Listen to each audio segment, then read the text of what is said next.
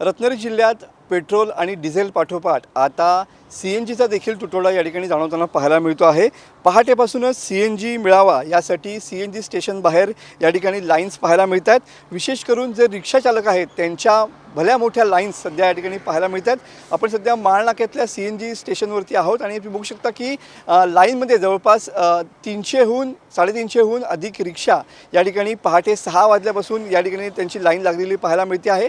मोठ्या संख्येने सध्या पर्यटक जे आहेत ते कोकणामध्ये दाखल झालेले आहेत। अशा वेळेला या रिक्षा चालकांचा या ठिकाणी भाडे मारण्याचा हंगाम या ठिकाणी सुरू आहे। अशातच या ठिकाणी CNGचा तुटवडा जाणवत असल्यामुळे मोठ्या पद्धतीने सध्या CNG पेट्रोल पंपावरती या ठिकाणी रिक्षा चालकांचे हाल होताना पाहायला मिळत आहेत। धंदा कसा करायचा, कारण का शेवटी या सगळ्या रिक्षा चालकांचं पोट या रिक्षावरतीच अवलंबून आहे। अशातच जवळपास 2.5 ते 3 तास जर या रिक्षा चालकांना CNG भरण्यासाठी लागत असतील तर धंदा कसा करायचा असा सवाल जो आहे तो रिक्षा चालक या ठिकाणी विचारताना पाहायला मिळत आहेत। मोठ्या संख्येने बघू शकता की ही लाईन जवळपास माळनाका ते मारुती मंदिरपर्यंत गेलेली पाहायला मिळते आणि अक्षरशः जवळपास 3 ते 3.5 तास या ठिकाणी CNG भरण्यासाठी या ठिकाणी रिक्षा चालकांना लागलेले पाहायला मिळत आहेत। आपल्यासोबत काही रिक्षा चालक आहेत, आपण त्यांना विचारून घेऊया। आता काय सांगाल, काय किती वेळ लागतोय? लाईन्स आज जवळपास 350 रिक्षा मागे तुमच्या आहेत। काय 2-2, 3-3 तास लाईनमध्ये उभं राहायला लागतं इथे। एवढं धंदा करायचा कधी? म्हणजे जेव्हा धंद्याची लाईन असते त्यावेळी CNG नसतो। 4-5 पंपावरून देतात CNG, हा एकच पंप, एकाच पंपावरती आता इथे लाईन 2-2, 3-3 तास लाईनमध्ये उभं राहायला लागतं। काय करायचं सांगा? बरोबर आहे, काय करायचं असा सवाल यातले रिक्षा चालक विचारताना पाहायला मिळतात। आपल्यासोबत आणखीन काही रिक्षा चालक आहेत, आपण त्यांना विचारून घेऊया। आता काय परिस्थिती आहे, किती वेळ लाईनमध्ये उभे आहात? काय आम्ही 2 तास रांगमध्ये उभे आहोत, तरी पण आमचा नंबर येत नाही, गॅस मिळत नाही। काय परिस्थिती त्यामुळे धंदा करायला मिळत नाही। बरोबर आहे।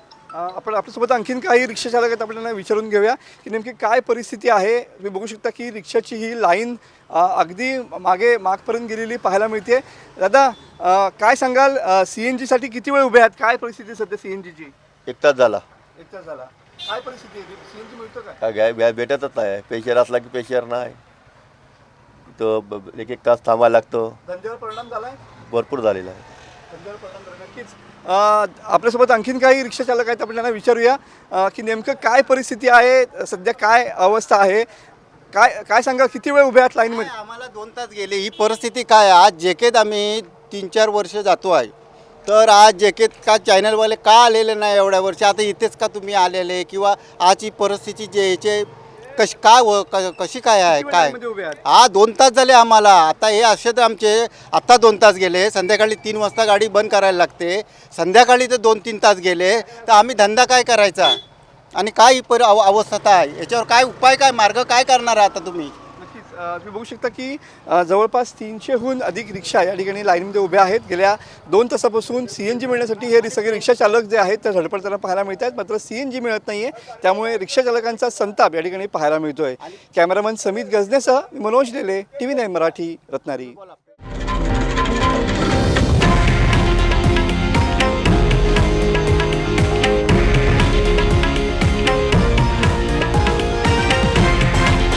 हे आहे देशातील नंबर 1 न्यूज नेटवर्क आणि आपण पाहत आहात TV9 मराठी, एकमेव।